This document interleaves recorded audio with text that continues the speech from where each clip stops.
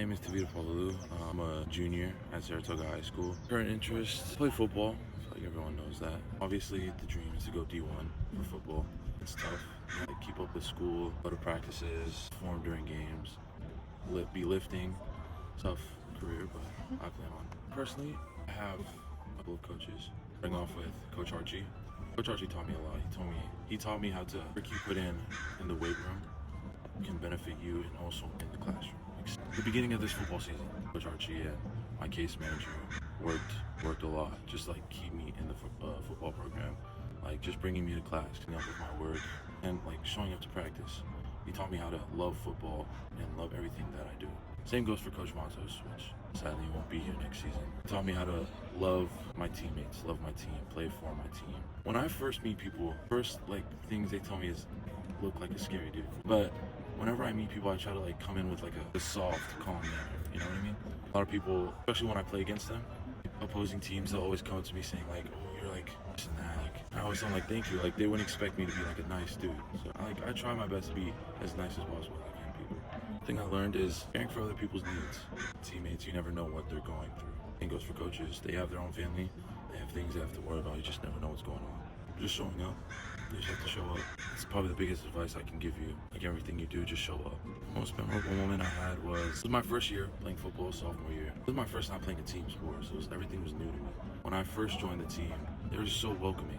There was this one time, before year at the beginning of the season, my birthday was that week. Like a hard practice, like we were running.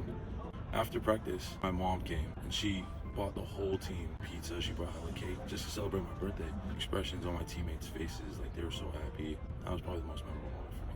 Showing up, really challenging. It's worth it. There's things you have to do like physically, like lifting, running. It's really challenging, I'm not gonna lie. But when you go out in games and perform, and the feeling you get there is crazy.